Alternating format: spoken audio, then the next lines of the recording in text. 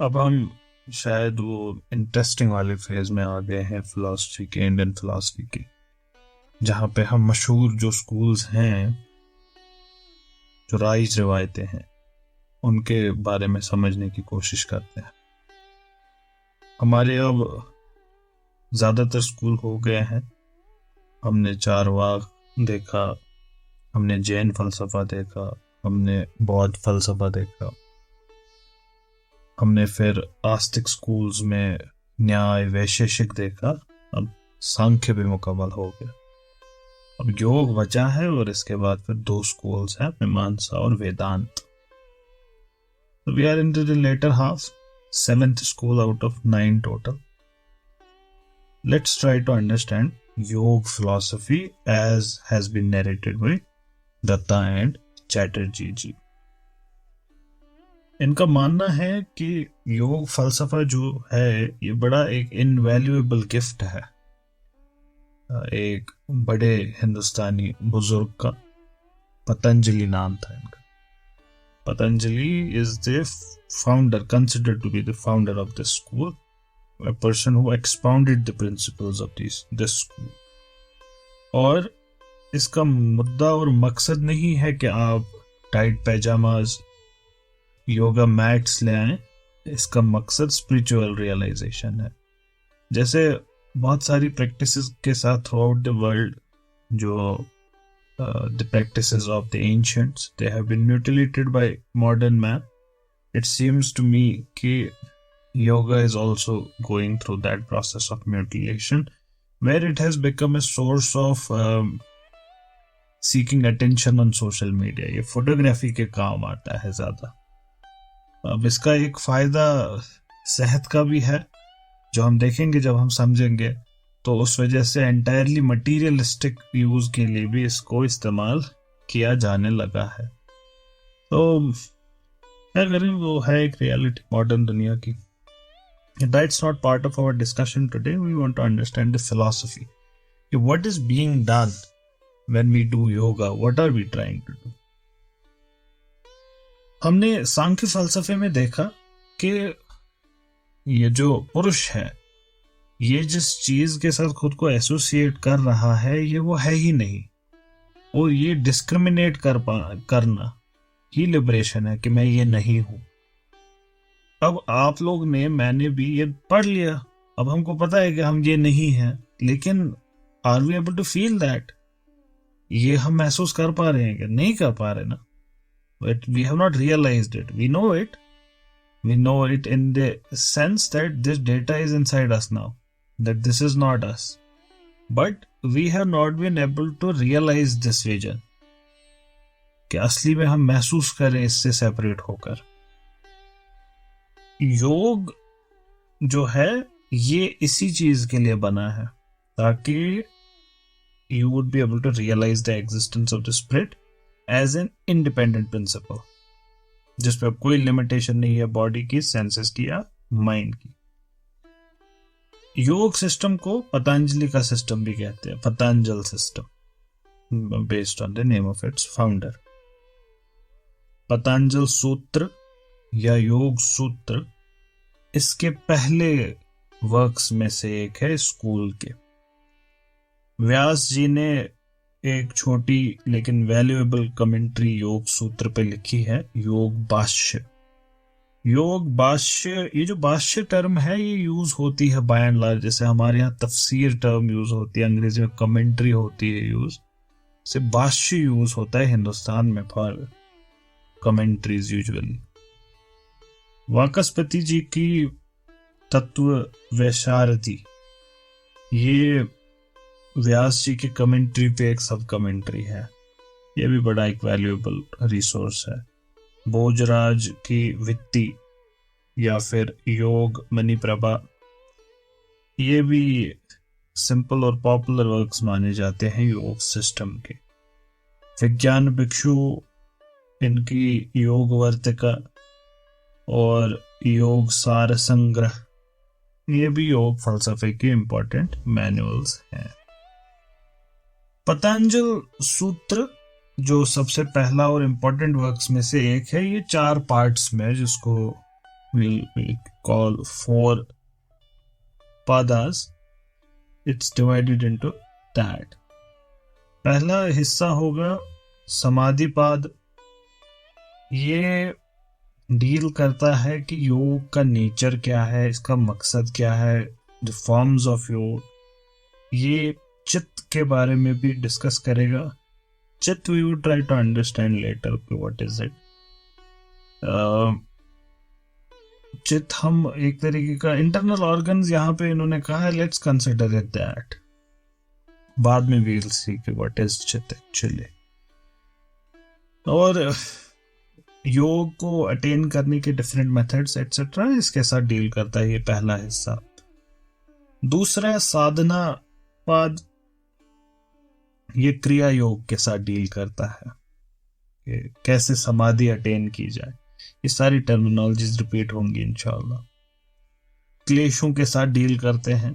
क्लेश टर्म से आप समझ ही गए होंगे, बड़े मॉडर्न वोकैबुलरी का हिस्सा भी है कि क्लेश पाया हुआ है. afflictions, certain things that cause pain or harm, but these are more mental in their nature. कर्म फल, इससे भी आपको समझ ही गए होंगे. फल फ्रूट को कहते हैं, कर्म एक्शंस को कहते हैं. तो फ्रूट्स ऑफ एक्शन और उनका जो पेनफुल नेचर है, ये वाला पार्ट डील करता है. 4-fold थीम के ऑफ सफरिंग के साथ भी. 4-fold theme of suffering includes 1 suffering, second इसका कॉज, तीसरा इसका सेसेशन और चौथा how to do reach that cessation. यहाँ पे आपको गौतम बुद्ध के 4 नोबल ट्रुथ्स की भी याद आ गई होगी. It's a very interesting comparison between the two. ये दूसरा हिस्सा है साधना पाद. तीसरा हिस्सा विभूति पाद. ये किसके बारे में बात करता है? अगर पिछला वाला पार्ट थोड़ा एक्सटर्नल एस्पेक्ट के साथ डील कर रहा था, ये इंटरनल इनवर्ड एस्पेक्ट्स के साथ डील करता है. ये डिस्कस करता है कैसे आप डिफरेंट पावर्स एक्वायर करते हैं योग को प्रैक्टिस करके. एंड फाइनली अब यहाँ पे वो पावर्स के बारे में भी ध्यान रखिएगा कि ये पावर्स एक्चुअली इनहेरेंट ही है, इनको बस रियलाइज करना है. Let's see if that is the case, बाद में देखेंगे. चौथा हिस्सा इस किताब का कैवल्य पाद के बारे में डिस्कस करता है. कैवल्य भी आपको टर्म समझ आ गई होगी, जैन फलसफे में ये आई थी ये term. It's a sister, a cousin to the term moksha और निर्वाण. और ये वाला जो हिस्सा है ये डील करता है कि लिबरेशन क्या होती है, what's its nature, what are the different forms of it. ये जो पुरुष है, ये जो ट्रांसेंडेंट सेल्फ है हमारा, परे, the self which is transcendent, ये जो दूसरी दुनिया है and all of these things, ये इसके साथ डील करता है. So it's like about the metaphysical well. हम बार बार सांख्य सिस्टम का नाम ले रहे हैं और सांख्य में हमने योग का नाम बड़ा लिया था. ये दोनों सिस्टम्स बड़े क्लोजली अलाइड हैं. सांख्य अगर फलसफा है, योग उसका प्रैक्टिकल एस्पेक्ट है.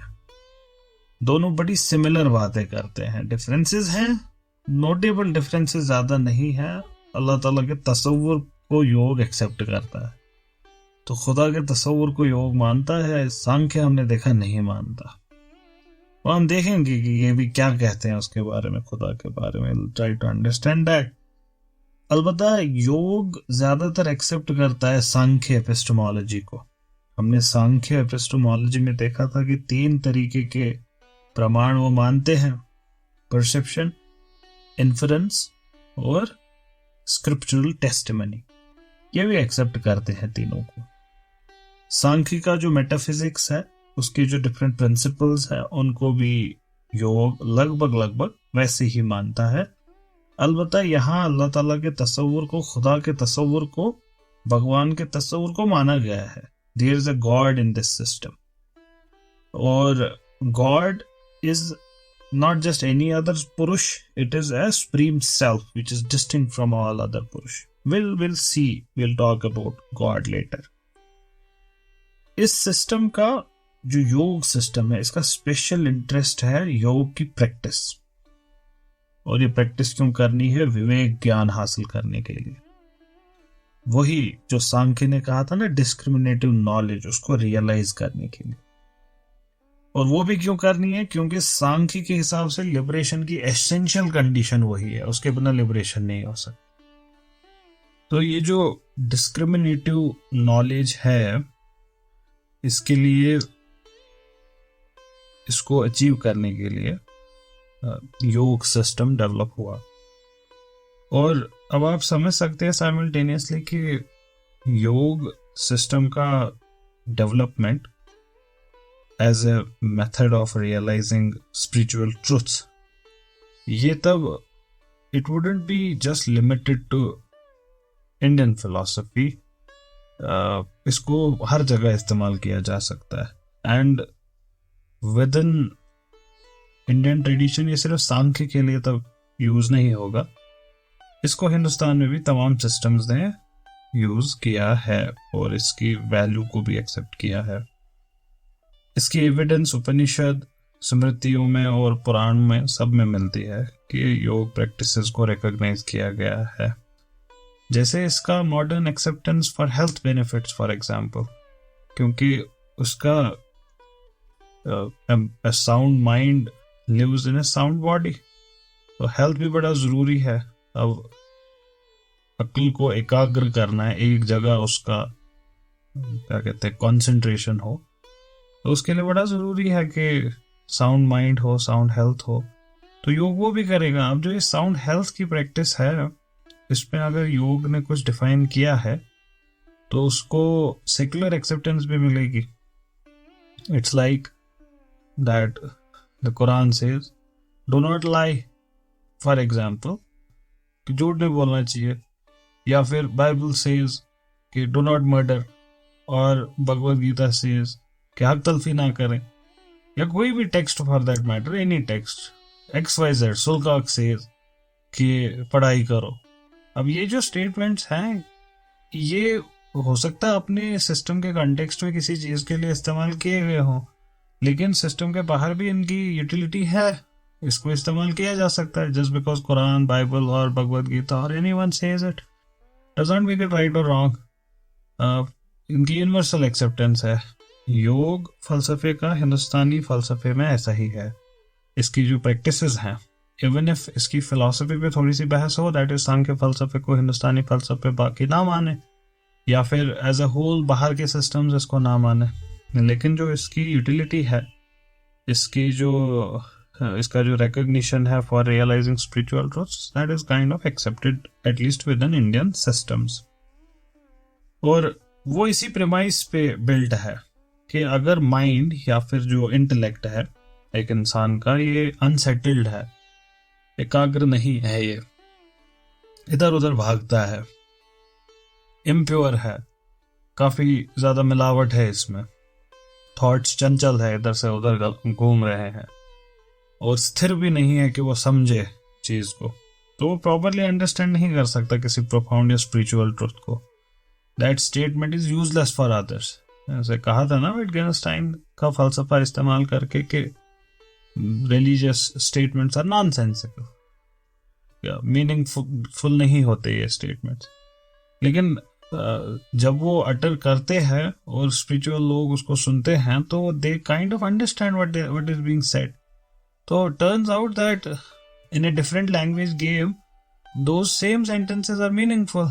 Take for example, deuce is a meaningless word if we use it elsewhere than in say cricket, if we don't use if we use it outside tennis. Similarly, penalty kick, क्या है इसका मतलब? say for example volleyball में क्या है इसका मतलब? कोई मतलब नहीं है इसका वहां पे। Similarly, the strike rate of this batsman is amazing. इस सेंटेंस का क्या मतलब है अगर हम इसको से फॉर एग्जाम्पल जियोग्राफी में इस्तेमाल करें? सो सिमिलरली इस स्पिरिचुअल रेल्म में जाने के लिए कुछ इस लैंग्वेज को, इस चीज को समझने के लिए उस रेल्म में जाना जरूरी है। उस रेल्म में जाने के लिए माइंड का स्थिर होना, सेटल्ड होना, प्योर होना बड़ा जरूरी है। कल्ब का, दिल का प्योर होना बड़ा जरूरी है, और सबसे ज्यादा अक्ल का ट्रैंक्विल, स्थिर होना बड़ा जरूरी है। If we are to know and realize the truths of philosophy, religion and all of these things. और इस चीज के लिए हिंदुस्तानी फलसफे में इन जनरल और सांख्य और योग में इन पर्टिकुलर, योग की जो प्रैक्टिसेस हैं इनको सबसे बेहतर तरीका माना गया है तज़किया नफ्स करने के लिए, सेल्फ प्यूरिफिकेशन करने के लिए, बॉडी की प्यूरिफिकेशन के लिए, इंटेलेक्ट की प्यूरिफिकेशन के लिए सबसे अच्छा सिस्टम इसी को माना गया है। और इस वजह से इस फलसफे का इस्तेमाल लगभग तमाम स्कूल करते हैं और जिंदगी जीने के तरीके में भी इसका बहुत बड़ा रोल है। और लोग फॉलो करते हैं नहीं करते अलग बात है, we cannot judge a system by the practice of its people, but that's what is intended। तो ये जो सिस्टम है ये अपनी बात शुरू करता है इंसान और फिर इस फलसफे, इन दोनों को समझ, हमने बात की थी समाधिपात, साधनपात, इन सब चीजों की बात हमने की थी कि डिफरेंट एस्पेक्ट्स पे पहले नजर डालते हैं। तो इस सिलसिले में, संदर्भ में, special study of nature and forms of yoga, different steps in the practice of yoga, और ये सारी चीजें जो इसके साथ वाबस्ता है उनको पतंजलि के सिस्टम, पतंजल सिस्टम, योग सिस्टम ने डिस्कस किया है। इसका मानना है, तो बाकी स्कूल्स भी ऐसा ही लगभग मानते हैं, इन पर्टिकुलर सांख्य के लिबरेशन को हासिल करने का तरीका डायरेक्ट नॉलेज है। डायरेक्ट नॉलेज का मतलब ये नहीं हुआ कि किताब से आपने पढ़ा, किताब से, so there is a medium of understanding that. When the medium goes, there is direct understanding or realization of that spiritual truth inside you. क्या आपने सेल्फ की डिस्टिंक्शन को फ्रॉम दिस फिजिकल बॉडी उसको रियलाइज किया कि ओ हाँ मैं तो अलग हूं इससे, and you realize that's liberation. Knowing that you are separate from that does not mean कि यू जस्ट न्यू इट। जैसे अभी मैंने आपको बोला कि ये दोनों अलग हैं तो अब आपको पता चल गई, नहीं पता चली क्योंकि आप अंदर से अभी फील नहीं कर पा रहे कि कैसे अलग हैं। तो ये बड़ा जरूरी है। तो इस वजह से ये बॉडी, माइंड, इन सारी चीजों को बड़ा डिटेल में समझने की कोशिश करते हैं। और ये डिस्टिंक्शन रियलाइज करने का तरीका क्या होगा, इसको हम रियलाइज तभी कर पाएंगे योग फलसफे के हिसाब से, only if we can manage to suppress and terminate the functions of body। जो बॉडी की सेंसेस है और बॉडी है, ये सारी चीजें जो हैं, मानस है, इंटेलेक्ट है और फाइनली ईगो, इसको वापस रैप अप करना है उसी फॉर्म में जैसे सांख्य ने बोला कि अनफोल्ड हो रहे हैं, वैसे इसको वापस करना है, रिवर्स करना है। तो क्या करना है हमको, एक तो पहले हमको दिखाना है, सोचे जरा इसके बारे में कैसे ये हो सकता है डिस्टिंक्ट साबित कि हम दोनों अलग हैं। Body stops to act, 100% stops, the body stops to act, the mind stops to act, everything stops to act, yet we see that we are conscious, then the knowledge of the distinction is there कि okay मैं तो अभी भी conscious हूं, मैं तो अभी भी वो सारी चीजें सोच रहा था जो मैं सोच रहा था, अभी भी सोच रहा हूं, लेकिन ये जो था बाहर, इसका इसमें कोई रोल ही नहीं है। तो इसका मतलब क्या हुआ, मैं इससे परे हूं, मैं इससे अलग हूं। So he says that this can be realised only if we can manage to suppress and terminate the functions of the body and the senses, the manas, the intellect and finally the ego, and yet have self consciousness. जो experience transcendent spirit का है वो experience को अभी भी होना, उसका अभी भी होना, अलबत्ता बाकी एक्सपीरियंसेस का खत्म होना, तो वो पता चल जाएगा कि हम इससे परे हैं। ये हमको कन्विंस करेगा कि सेल्फ इस माइंड बॉडी कॉम्प्लेक्स से काफी आगे की चीज है। ये जो सेंसेस है, ये जो इंटेलेक्ट है, इनसे ये काफी आगे की चीज है। हम इसको देख पाएंगे कि ये इस फिजिकल फेनोमेनल वर्ल्ड और इसके spatio temporal world, cause effect order, इस सबसे परे है, ट्रांसेंडेंट है ये चीज। और इससे हम रियलाइज करेंगे ये जो ये पुरुष है, ये जो ये सेल्फ है, ये फ्री है, आजाद है, इमॉर्टल है, अबोव सिन एंड सफरिंग है, अबोव डेथ एंड डिस्ट्रक्शन है। क्योंकि हम क्या रियलाइज करेंगे, जिस्म की तो मौत हो गई, हम तो लेकिन अभी भी हैं। तो ऐसे ये काम करेगा। तो इस स्टेट का जरा जायजा लें कि ये जो सिन और सफरिंग से हमको पता चल गया कि this is not me sinning and suffering, और इस सब से हम परे हो गए, अलग हो गए, दीज थिंग्स आर स्टॉप्ड। तो we have also simultaneously stopped and we have got our freedom from all suffering and pain. यही लिबरेशन है। तो वी गॉट आवर लिबरेशन। तो yoga becomes a stepping stone to liberation. ये करने के लिए योग सिस्टम क्या करता है, यहां पे सांख्य पे रुका था, लेकिन योग अब यहां से आगे बढ़ेगा। योग एक प्रैक्टिकल पास बताएगा कि करना अब कैसे जमीनी सतह पे। तो इधर उधर की ना बात कर, ये बताइए करना कैसे। एग्जैक्टली कि बैठो, उठो, खड़े हो जाओ, हाथ साफ करो, ऐसे प्रैक्टिकल स्टेप्स जो होते हैं। ये बताता है एक सिंसियर सीकर को कि करना क्या है तुमको जिससे ये हासिल हो सके। तो इससे हमको क्या पता चला कि सांख्य ने ज्यादा स्ट्रेस किस पे डाला, इसकी फिलॉसफी पे, इसकी थियरी पे। लेकिन योग ने क्या किया, योग एक स्टेप आगे बढ़ गया, इसने प्रैक्टिकल मेथड पे ज्यादा ध्यान दिया, उस पे एम्फेसिस डाला। दस किया नफ्स प्यूरिफिकेशन के बारे में बोला, कंसंट्रेशन की इंपॉर्टेंस के बारे में बोला, ताकि हम वो हासिल कर सके जिसके बारे में सांख्य ने बात की थी। और ये जो मेथड है, ये प्रैक्टिकल मेथड, इसको हम योग एथिक्स में डिस्कस करेंगे। योग एथिक्स को समझने से पहले हमारे लिए जरूरी है कि हम पहले योग की साइकोलॉजी को समझें।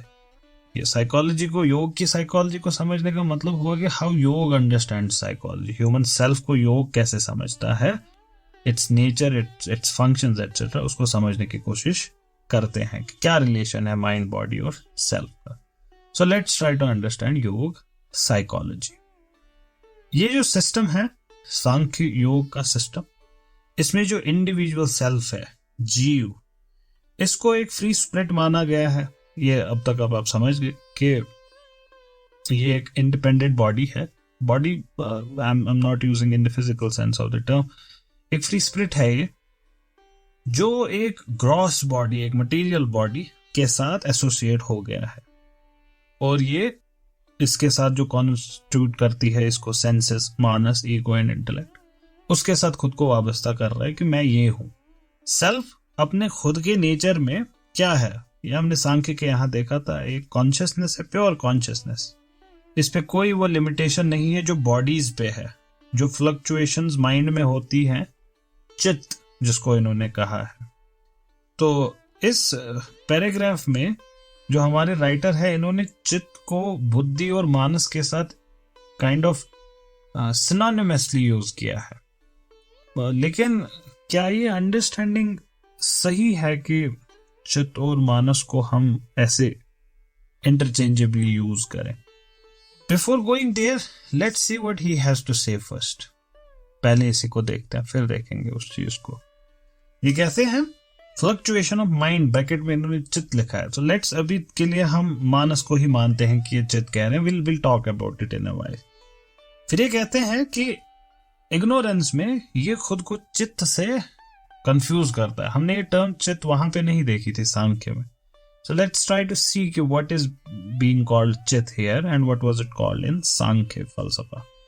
तो चित्त पहला प्रोडक्ट है प्रकृति का, जिसमें सत्व का एलिमेंट सबसे ज्यादा है, पावर ऑफ मैनिफेस्टेशन इसमें ज्यादा है। यहां पे इन्होंने थोड़ा सा क्लियर कर दिया, प्रकृति का पहला प्रोडक्ट हमने महत देखा था वहां पे। तो चित्त शायद महत हो या बुद्धि हो, वहां पे हमने ये देखा था। लेकिन अभी इन्होंने मानस कहा, और हमने देखा था कि मानस इज ए लेटर प्रोडक्ट। वहां पे हमने देखा था मानस बड़ा लेटर प्रोडक्ट है, अहंकार के बाद आता है। तो देखते हैं अभी फिर से ये क्या कह रहे हैं। कहते हैं चित्त is the first product of प्रकृति, सात्विक होता है ये, और ये एसेंशियली अनकॉन्शियस है। लेकिन ये पुरुष की प्रॉक्सिमिटी में है, उस वजह से ये उसको रिफ्लेक्ट करता है, क्योंकि इसके पास सात्विक गुण है, ये मैनिफेस्टिंग पावर रखता है अपने अंदर। तो सेल्फ की जो कॉन्शियसनेस है उसको ये रिफ्लेक्ट करता है, और इस वजह से अपेरेंटली कॉन्शियस और इंटेलिजेंट दिखता है। ये कहते हैं कि चित्त is different from Manas which is internal sense. चित्त मानस नहीं है, लेकिन कुछ देर पहले इन्होंने माइंड के लिए इसको इस्तेमाल किया। देखते हैं अभी, फिर से अंडरस्टैंड करेंगे। When the चित्त is related to any object through Manas, it assumes the form of that object. जब चित्त मानस के थ्रू किसी ऑब्जेक्ट को समझने की कोशिश करता है, चित्त वो फॉर्म लेता है उस ऑब्जेक्ट की। टेबल देख रहे हैं, it's in the form of table now the चित्त। और जो पुरुष है, सेल्फ है, ये ऑब्जेक्ट्स को कैसे जानता है? थ्रू द मॉडिफिकेशंस ऑफ चित्त, थ्रू द मॉडिफिकेशन ऑफ चित्त। अब देखिए यहां पे इन्होंने through the modification of mind इस्तेमाल किया, through the modification of mind, तो थ्रू द मॉडिफिकेशन ऑफ चित्त यहां पे इन्होंने बोला। और सांख्य फलसफे में हमने देखा था मॉडिफिकेशन ऑफ बुद्धि, उसके बारे में बात हुई थी। क्योंकि वहीं पे तो रिफ्लेक्ट कर रहे हैं सेल्फ। तो फिर से चित यहाँ पे इट सीम्स की बुद्धि के लिए यूज हुआ है। Let's go ahead. Which corresponds to the forms of objects known. ये कहते हैं although this self study undergoes no change और modification, yet because of its reflection in the changing states and processes of chit, this self appears to be subject to changes and to pass through different states of mind or chit। अब फिर से mind और chit इन्होंने use किया यहाँ पे। या तो ये कह रहे हैं कि mind is chit, या तो ये कह रहे हैं changes in mind they also reflect in changes in chit, so self is associating with the changes of mind or the changes of chit। और ये कैसे होता है? जैसे एक मून इट अपियर्स मूविंग, जबकि किसमें, मतलब इसकी रिफ्लेक्शन को जब हम पानी में देखते हैं, वेव्स मूव कर रही होते हैं, हमको लगता है the moon is moving, but it's not actually the moon that is moving. ये कहते हैं कि मॉडिफिकेशंस ऑफ चित that is cognitive mental states are many and varied. अब ये भी यहां पे समझ नहीं आ रहा कि ये माइंड के लिए यूज कर रहे हैं या नहीं। देखिए, योग फलसफे में जो टर्म चित है, इट एक्चुअली रेफर्स टू, जितना मेरे पास इल्म है थोड़ा बहुत, mind, consciousness and the collection of mental states and processes, the sum total of all of this. और chitta kind of is the source of our emotions, our experiences and all of these things. Samkhya फलसफे में बुद्धि इस्तेमाल किया गया, लेकिन वो किसके लिए यूज किया जाता है? It's something supra mind, it's beyond mind. Individual के 3 कंपोनेंट्स उसके लिए यूज किया जाता है वहां पे। और 3 कंपोनेंट्स में एक वो है बुद्धि, और ईगो है, और माइंड है, मानस। महत जो है प्रकृति का पहला एवोल्यूट है, हमने देखा था, and this is the source of intellect and ego. तो दोनों ये चित्त, योग का और बुद्धि सांख्य का, we can consider them both to be the aspects of mind and consciousness. Not exactly the same but not very different as well. हम चित्त को इस यूज कर सकते हैं, मुझे ऐसा लगता है, क्योंकि इन्होंने भी ऐसा ही किया है।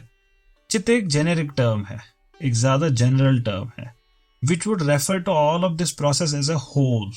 जो माइंड की प्रोसेसेस है, the sum total of all that, उसके लिए हम इस टर्म को इस्तेमाल कर सकते हैं। लेकिन जो बुद्धि है, ये स्पेसिफिकली एसोसिएटेड विद है ये rational self, it's associated with the rational self. और महत भी एक तरीके का first cause of the universe या इंटेलेक्ट, उसको वैसे देख सकते हैं, और ये टर्म भी इनके साथ related है, but kind of I do not have that depth of knowledge that I would be able to point out the exact difference between the terms, but for our purpose I think this should suffice। तो जो ये modifications है चित्त की, and now we are understanding चित्त as a generic term that refers to the sum total of this psychological aspect। ये जो mind के चित्त, मानस है, अहंकार है, ईगो है, बुद्धि है, इन सब का सम टोटल, इन सब का, इनके लिए हम इसको इंटरचेंजेबली यूज कर रहे हैं। 5 तरीके की हो सकती हैं ये मॉडिफिकेशंस, 5 तरीके की। प्रमाण, दैट इज सही कॉग्निशन होना किसी चीज का। विपर्याय, गलत कॉग्निशन होना। विकल्प, मेयरली वर्बल कॉग्निशन होना किसी चीज का। निद्रा, स्लीप, नींद। या स्मृति, दैट इज मेमोरी। तो जो प्रमाण है, सही कॉग्निशन है, 3 तरीके के हो सकते हैं, परसेप्शन, इन्फरेंस और वर्बल टेस्टिमनी। सांख्य में भी हमने बिल्कुल ऐसे ही देखा था, और यहां पे भी ऐसे ही एक्सप्लेन किए जाते हैं। विपर्याय, गलत कॉग्निशन, ये किसको कहेंगे? ये हो गया ऑब्जेक्ट्स का वो इल्म जो वो नहीं है, अनसर्टन कॉग्निशन, डाउट, ये सारी चीजें इसी में आएंगी। फिर है विकल्प, जिसको हमने बोला था कुछ देर पहले, मेयरली वर्बल कॉग्निशन। ये क्या होता है? ये एक वर्बल आइडिया है which is caused by words. इसका कोई कॉरेस्पॉन्डिंग फैक्ट नहीं है। ये आप देख सकते हैं कि वेस्टर्न में जो एनालिटिकल फलसफे के बाद ऐसी कुछ बातें वहां पे भी हुई, तो उनको आप विकल्प की तरह ही समझ सकते हैं। The present king of France is benevolent, अब ये प्रेजेंट किंग और बेनिवोलेंट, इसको तो हम समझते हैं, लेकिन इसका कोई रियल दुनिया में वर्ल्ड ऑब्जेक्ट नहीं है। रियल किंग ऑफ ये जो प्रेजेंट किंग ऑफ फ्रांस है, there is nothing corresponding to it in the world. So विकल्प इसको कहेंगे। ये मिसाल देते हैं राहुज हेड का, राहुज हेड। तो यहां पे राहु और हेड में एक डिस्टिंक्शन है, हमको समझ आ रहा है कि राहु और हेड, उसका सर, जबकि इन दोनों में कोई डिस्टिंक्शन नहीं है। There is no distinction between the two. Rahu खुद में हेड ही होता है। राहु और केतु आपने हिंदुस्तानी एस्ट्रोलॉजी में टर्म्स शायद सुनी हो, राहु केतु, ये एस्ट्रोलॉजी में इस्तेमाल किए जाते हैं, हिंदुस्तानी ट्रेडिशन जो है एस्ट्रोलॉजी का। लेकिन यहाँ पे इसका इस सेंस पे यूज नहीं किया गया है, यहाँ पे इसको in the context of human body इस्तेमाल किया गया है। Rahu is associated with head and the rest of the body is Ketu. तो Rahu kind of represents the ego, the individuality of a person, और केतु उसका जो बाकी एलिमेंट है उसको रिप्रेजेंट करता है, राहु और केतु। सिमिलरली ये एक और मिसाल देते हैं, consciousness of the soul. Consciousness of the soul, इसमें क्या होता है, जब कॉन्शियसनेस ऑफ द सोल की आप बात करें तो दो डिफरेंट आइडियाज, दो डिफरेंट एंटिटीज के बारे में हमको इल्म मिलता है, जैसे सोल और कॉन्शियसनेस, और इनको रिलेट किया गया है, जबकि ये दोनों एक ही चीज है, इन दोनों में कोई डिस्टिंक्शन है ही नहीं। सोल और कॉन्शियसनेस आइडेंटिकल है, ये इनको क्यों डिफरेंशिएट करना पड़ा, ये वाला, ये विकल्प वाला इल्म इनको क्यों बताना पड़ा? तो ये काइंड ऑफ लिंग्विस्टिक एनालिसिस है सेंटेंसेस की, स्टेटमेंट्स की। फिर निद्रा है, स्लीप है, ये भी एक मॉडिफिकेशन है चित्त की। मॉडिफिकेशंस को ऐसे वृत्ति कहते हैं, चित्त वृत्ति। तो चित्त वृत्ति की ये भी एक मिसाल है। और ये ऐसा क्यों होता है, जब चित्त में तमस की प्रिपोंडरेंस हो और उसकी वजह से वेकफुलनेस, वेकिंग कॉन्शियस खत्म हो जाती है, ड्रीम एक्सपीरियंसेस भी खत्म हो जाते हैं, उसको निद्रा बोलेंगे। ड्रीम एक्सपीरियंस को भी इन्होंने एक्सक्लूड कर दिया। तो then what they are actually talking about when they are talking about nidra, they are actually talking about a dreamless sleep, sushupti. कुछ फिलोसफर्स का मानना है कि जो ये स्लीप होती है, निद्रा होती है, इसमें कोई मेंटल फंक्शन होता ही नहीं है, कोई कॉन्शियस स्टेट इसमें होती ही नहीं है। लेकिन यहां पे ऐसा नहीं माना गया है। ये कहते हैं कि जब आप एक साउंड स्लीप के बाद उठते हैं, एक ड्रीमलेस स्लीप से उठते हैं, आप कहते हैं आई स्लीप वेल, बड़ी अच्छी नींद आई, कुछ नहीं पता मुझे रात का। ये कुछ नहीं पता मुझे रात का एक इल्म है उस रात के बारे में। So you have a memory of what took place in the during the night. और ये तभी हो सकता है जब आपके पास उस स्टेट ऑफ स्लीप, उस ड्रीमलेस स्लीप का एक्सपीरियंस है अभी भी आपके पास। तो यहां पे इसको ऐसे देखा गया है। तो स्लीप कोई कॉग्निटिव मेंटल स्टेट में ही होता है, और इस स्टेट में there is a kind of absence of knowledge. फिर आखिरी स्मृति, मेमोरी, ये क्या है जो आप इस वर्ड से समझते हैं, इसका मतलब वही है, recognition, reproduction of past experiences without any alteration और without any innovation in that.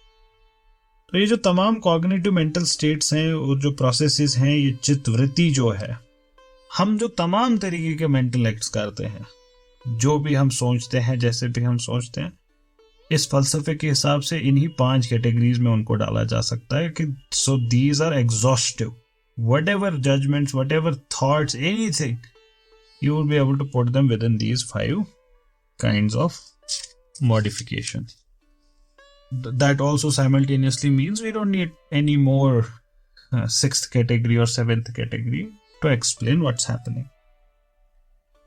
अब जब ये चित्त इन 5 में से कोई फॉर्म लेगा, so it's involved, it's modified in any kind of वृत्ति, अब आप समझ ही सकते हैं, तो सेल्फ उस फॉर्म में रिफ्लेक्ट करेगा,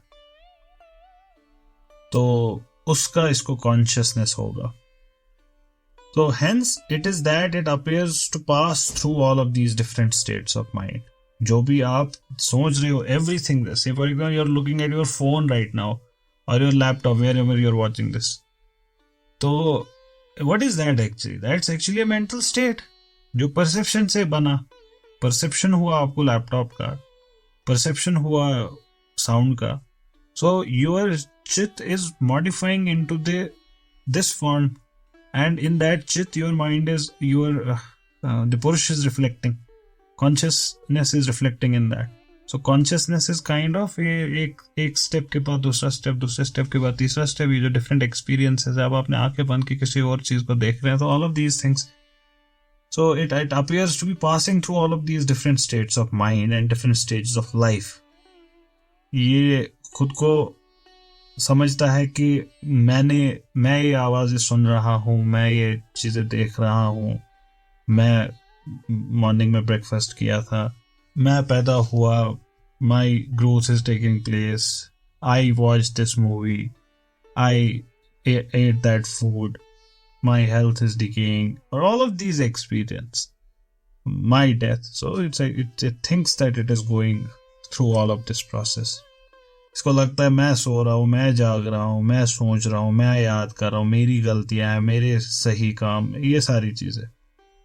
हकीकत में हम सांख्य में समझ चुके हैं कि पुरुष इन सब से आगे है, परे है, ट्रांसेंडेंट है, इन सब से आगे, कोई फर्क नहीं पड़ता इससे.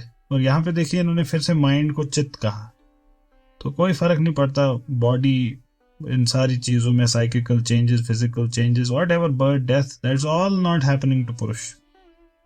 ये एक्चुअली चित्त है, ये माइंड है जो ये तमाम फंक्शंस परफॉर्म कर रहा है. सो रहा है, जाग रहा है, जान रहा है, डाउट कर रहा है, इमेजिन कर रहा है, रिमेंबर कर रहा है, सुन रहा है, बोल रहा है. It's not the self. और सेल्फ को ऐसा क्यों लगता है, कॉन्शियसनेस को ऐसा क्यों लगता है? उसको इसलिए लगता है because it's reflected in the चित्त. ये बिल्कुल ऐसे ही है, ये चित्त और माइंड का आपस में एक दूसरे, इनको रिफ्लेक्ट करना, कॉन्शियसनेस को, जैसे एक मिरर रिफ्लेक्ट करता है एक इंसान को. और इस सब में हमको दिखता है कि it is subject to 5 afflictions because of all of these things. 5 क्लेश हैं. अविद्या, गलत इल्म. गलत इल्म कैसा है, किस चीज का हो सकता है? उसमें बहुत सारी चीजें आप डाल सकते हैं, जैसे wrong knowledge of non-eternal as eternal, wrong knowledge of not self as self, non-knowledge of unpleasant as pleasant, impure as pure, ये सारी चीजें, ये एक तरीके का क्लेश हुआ, अविद्या. अस्मिता, wrong notion और perception of the self as identical with बुद्धि और mind. ये गलत परसेप्शन कि मैं ये हूं, अस्मिता कहते हैं इसको. ऐसे ही राग, डिजायर फॉर प्लेजर और उसको अटेन करने की मीन्स, ये सारी चीजें, ये एक और क्लेश हो गया. फिर द्वेष, एवर्शन टू पेन. जो पेन है, सफरिंग है, उससे एवर्शन होता है हमारे यहाँ, उसको नापसंद करते हैं, उससे दूर भागना चाहते हैं, उसके कॉजेस से दूर भागना चाहते हैं. और ये द्वेष. And fourth abhinivesha, fifth abhinivesha. And Abhinivesh would be that instinct of fear of death that is present in all creatures. तो ये 5 तरीके के एफिलिक्शंस हैं, अविद्या, अस्मिता, राग, द्वेष और अभिनिवेश. तो जब तक ये चेंजेस और मॉडिफिकेशंस चित्त में होते रहेंगे, सेल्फ इसमें रिफ्लेक्ट करता रहेगा. और क्योंकि कोई डिस्क्रिमिनेटिव नॉलेज अभी प्रेजेंट है नहीं, एब्सेंट है, ये अभी डिस्क्रिमिनेट नहीं कर पा रहा है खुद को उससे, ये उसके साथ आइडेंटिफाई करता है खुद को, तो ये सारी चीजें इसको लगेगा इसी में हो रही हैं. और इसका कॉन्सिक्वेंस क्या है कि सेल्फ ही ये सारी चीजें इन क्लेशों में पड़ जाता है, इन सारी मेंटल मॉडिफिकेशंस में पड़ जाता है, पेनफुल, सफरिंग, ये सारी चीजें एक्सपीरियंस करता है. And based on those it loves and hates and does everything. And this is exactly what they mean as the bondage of self. इस स्टेट में होना is the bondage of self. तो अगर हमें लिबरेशन अटेन करना है, तो क्या करना है?